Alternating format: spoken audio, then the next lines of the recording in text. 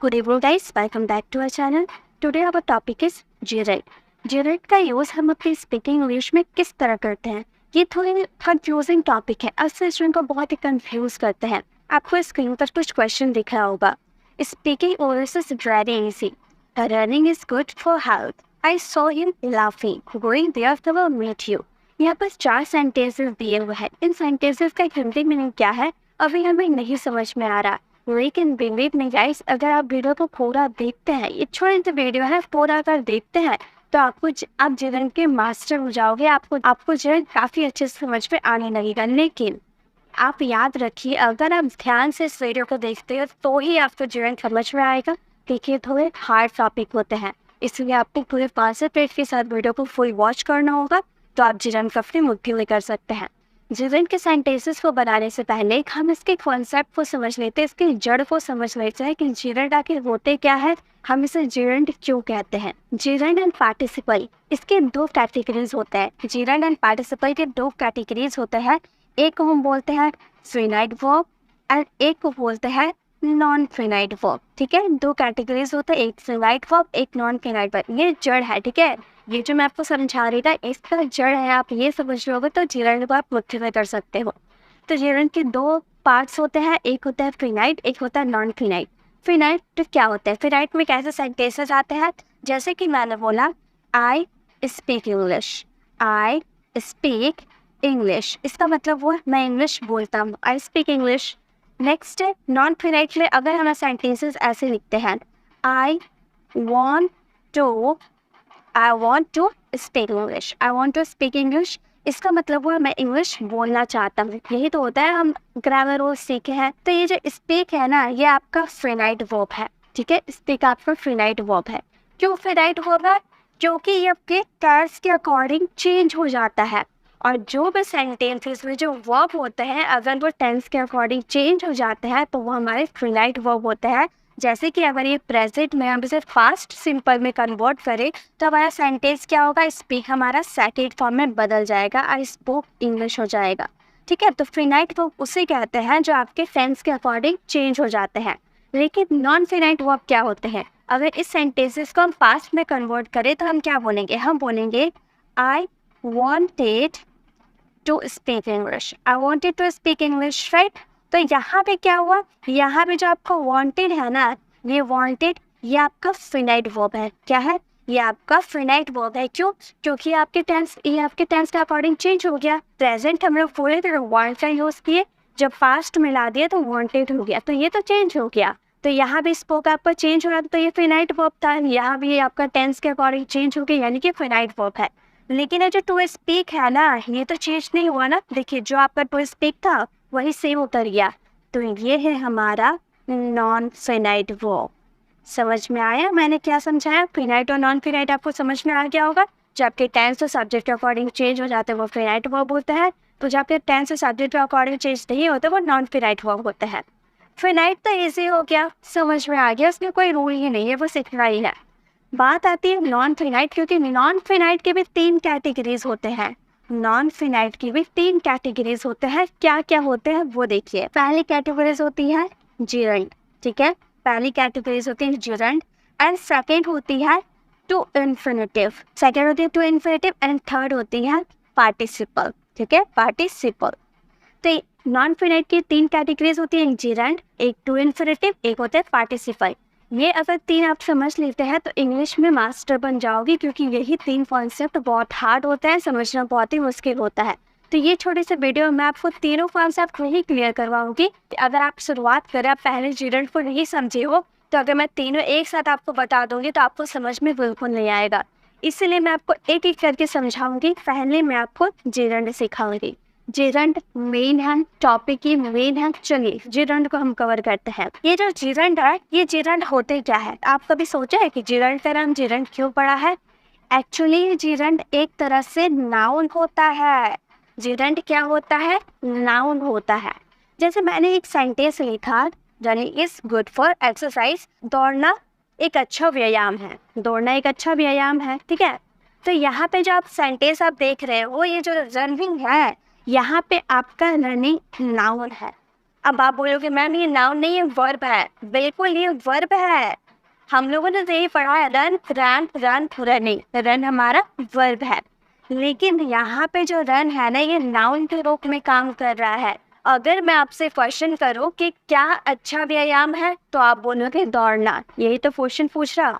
और जो आप सवाल कर रहे हो और क्या वाला जो आंसर आएगा ना, वही नाउन होता है। मैंने पूछा क्या एक अच्छा व्यायाम है, आप बोल रहे हैं दौड़ना, तो क्या का आंसर क्या आया, दौड़ना, यानी कि रनिंग।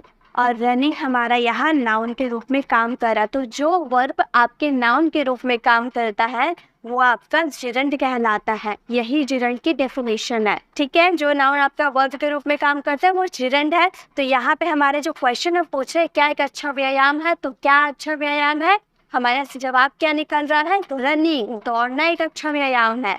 तो इसीलिए इसे हम सब्जेक्ट माने हैं। सब्जेक्ट के रूप में वर्ब में आईएनजी लगा है, इसलिए इसका नाम जिरंड पड़ा है। समझ में आ गया, यही है जिरंड। कॉन्सेप्ट क्लियर हो गए। चलिए अब सेंटेंसेस को बना के देखते हैं। ये जो सेंटेंस है ना, लास्ट में सेंटेंसेस को आप फ्रेम करना, ठीक है। इसकी हिंदी आप लिख के बताना मुझे। पहले मैं आपको कॉन्सेप्ट क्लियर करवा देती हूँ। पहले हमारा है दौड़ना सेहत के लिए अच्छा है। एक शॉर्ट ट्रिक मैं बता देती हूँ, ठीक है, जिससे आप जिरंड वाले सेंटेंसेस को चुटकियों में पहचान सकते हैं। जब भी आपके कोई वर्ब में ना का जिक्र होगा, जैसे दौड़ना, खाना पीना, उठना बैठना, सोना, पढ़ना लिखना, दौड़ना बोलना, ये सब में ना आ रहा ना, सबके लास्ट में ना आ रहा ना, यानी कि इसमें वर्ब में आईएनजी लगेगा। फॉर एग्जाम्पल हम यहाँ पर एक लिखते हैं वो का मतलब अक्सर स्टूडेंट बोलेगा होता है जाना, वो मीन्स जाना। बिल्कुल गलत। मैंने आपको ये सिखाया था ना, मैंने डे 40 में आपको क्या सिखाया था, गो का मतलब जाना नहीं होता है, गो का मतलब होता है जाओ। अगर आपको किसी को बोलना होगा, आप किसी को बोलते हो वो, तो वो जाना नहीं समझेगा, उसको लगेगा कि आप उसको जाने के लिए बोल रहे हो, ठीक है। आप बोले गो मतलब जाओ, गो का मतलब जाओ होता है, जाना नहीं होता है। मैंने क्या बताया था, जाना का मतलब होता है टू गो, राइट। मैंने क्या बताया था, टू गो का मतलब होता है जाना, और एक इसका मतलब तो जाना होता है, करेक्ट है। लेकिन इस जब आप इसमें गोइंग थे आप बोलोगे ना, ठीक है, गोइंग थे आप बोलोगे, तो इसका मतलब भी होता है जाना। जब लास्ट में आपका ना का जिक्र होगा तो उससे आप टू गो का भी यूज़ कर सकते हो, गोइंग का भी यूज़ कर सकते हो। टू वो आपका टू इन्फिनेटिव है और गोइंग आपका जिरंड है, ठीक है। तो आप दोनों में से किसी का भी यूज़ कर लोगे, दोनों का साउंड आएगा जाना। तो यहाँ आपका जब भी हिंदी वाला सेंटेंस ऐसा रहेगा, दौड़ना सेहत के लिए अच्छा है, इंग्लिश बोलना अच्छी आदत है, इंग्लिश बोलना ना आ रहा ना, पढ़ाई करना अच्छी बात है, पढ़ाई करना ना आ रहा है ना, इंग्लिश बोलना बहुत आसान है, बोलना ना आ रहा ना, सुबह सुबह टहलना अच्छी आदत है, टहलना ना आ रहा ना। तो जिसके लास्ट में आपको ना देखने को मिले तो उसमें आपको वर्ब जो आपका भी रहेगा, जो वर्ब दौड़ना है तो रन, चलना है तो वॉकिंग, लिखना है तो राइटिंग, और फिर बोलना है तो स्पीकिंग, मतलब जो भी आपका रहेगा जिसके लास्ट में ना आएगा उसमें वर्ब में आईएनजी लगा देंगे और उसका यूज स्टार्टिंग में होगा सब्जेक्ट के रूप में, ठीक है। तो ये सेंटेंस हम बोलेंगे दौड़ना सेहत के लिए अच्छा है, बिल्कुल सिंपल। दौड़ना के लिए आप रनिंग का यूज कर लीजिए, सेहत के लिए अच्छा है, इज गुड फॉर हेल्थ। दौड़ना सेहत के लिए अच्छा है, running is good for health. उसी तरह से इंग्लिश बोलना बहुत आसान है, बोलना ना आ रहा है ना हमारा, तो पहले ये हमारा सब्जेक्ट हो गया इंग्लिश बोलना। तो हम इस सेंटेंसेस को क्या बोलेंगे, बोलना को हम स्पीक बोलते हैं ना, तो ये क्या बोल देंगे, बोलना में बोलना यानी कि स्पीकिंग हो जाएगा। स्पीकिंग और सब्जेक्ट के साथ क्या है, इंग्लिश है, तो इंग्लिश सब्जेक्ट के साथ, यानी कि सब्जेक्ट आपका बोलना हो गया है, ठीक है। तो सब्जेक्ट के साथ जो भी शब्द आएगा उसके साथ ही लिखा जाएगा। दौड़ना के साथ कोई शब्द नहीं था, इसलिए हम सिर्फ रनिंग लिखे, उसके बाद इज गुड फॉर हेल्थ। ये सब्जेक्ट हो गया, ये हमारा वर्ब हो गया और ये हमारा ऑब्जेक्ट हो गया, ठीक है। तो यहाँ पर स्पीकिंग इंग्लिश आपका दोनों सब्जेक्ट है, सब्जेक्ट के रूप में यूज हुआ है, तो हम बोलेंगे speaking English is very easy. Speaking English is very easy. English बोलना बहुत आसान है, बस कॉन्सेप्ट समझ जाए और इंग्लिश बोलना बहुत आसान है। नेक्स्ट है पढ़ना एक अच्छी आदत है, पढ़ना एक अच्छी आदत है, पढ़ना में ना आ रहा है ना, और पढ़ना के साथ लेकिन कोई और वर्ड नहीं है, तो पढ़ना का हम सिर्फ रीडिंग लिख देंगे, ठीक है। इसके साथ ये तो नहीं बोला इंग्लिश पढ़ना, हिंदी पढ़ना, उर्दू पढ़ना, कुछ भी पढ़ना नहीं बोला, कुछ भी पढ़ने तो नहीं बोला है, सिर्फ पढ़ना बोला है, इसलिए रीडिंग लिख दिए। एक अच्छी आदत है is good habit, is a good habit. तो हमारा सेंटेंस क्या बन गया? Reading is a good habit, पढ़ना एक अच्छी आदत है। समझ में आ रहा है ना जिरंड क्या है? तो यही है जिरंड। समझ में आ गया? एक यूज अभी जिरंड के एक यूजेस को कवर किए हैं कि जिसके लास्ट में ना आएगा यानी कि सिर्फ वर्ब में आईएनजी यूज करेंगे, वो भी जिरंड के रूप में यानी कि नाउन के रूप में, सब्जेक्ट के रूप में। खेलना लाभदायक है। इस सेंटेंसेस को आप फ्रेम करना, आपको समझ में आएगा कि सेंटेंसेस कैसे बनाए जाते हैं। खेलना ना आ रहा है ना, यानी कि वह जिरंड के रूप में यूज होगा वर्ब। ठीक है, चलिए सेकंड पे हम जाते हैं। सेकंड क्या रूल है? और एक जिरंड होता है। अभी तो हम लोगों ने जिरंड का यूज किया सब्जेक्ट के रूप में, राइट। अब आपके सेंटेंस बहुत बार ऐसे आते हैं ना, मैंने उसे सोते हुए देखा, हुए, हुए या फिर हुई, ऐसे वाले सेंटेंसेस आप बोलते हो ना। मैंने चलती हुई गाड़ी को देखा, मैंने उसे सोते हुए देखा, मैंने उसे इंग्लिश पढ़ते हुए देखा, मैंने उसे टीवी देखते हुए देखा, मैंने उन लोगों को एक दूसरे से लड़ते हुए देखा। मतलब हुए, हुई जो आपके सेंटेंसेस में बीच में आ जाते हैं ना, उसमें भी हम जिरंड के रूप में आईएनजी वर्ब का यूज करते हैं। तो मैंने उसे सोते हुए देखा, ये सेंटेंस है ना। तो अगर आप क्वेश्चन करते हो मैंने उसे क्या करते हुए देखा? सोते हुए, यानी कि सोते हुए यानी कि स्लिप में आईएनजी लग जाएगा। समझ गए? ऐसे मैंने उसे सोते हुए देखा, आई सॉ हिम स्लीपिंग, आई saw him sleeping. Simple sentence, मैंने उसे देखा, आई सॉ हिम सोते हुए यानी कि स्लीपिंग। सेकंड सेंटेंस, मैंने कल आपको नाचते हुए देखा, मैंने कल आपको नाचते हुए देखा। तो मैंने आपको देखा, इस सेंटेंसेस को हम बोलेंगे आई सॉ यू क्या करते हुए? नाचते हुए, नाचते हुए यानी कि डांसिंग। ठीक है, डांसिंग कब देखा? कल देखा, यानी कि यस्टरडे। ठीक है, तो सेंटेंस आपको समझ में आ रहा है कैसे बने हैं?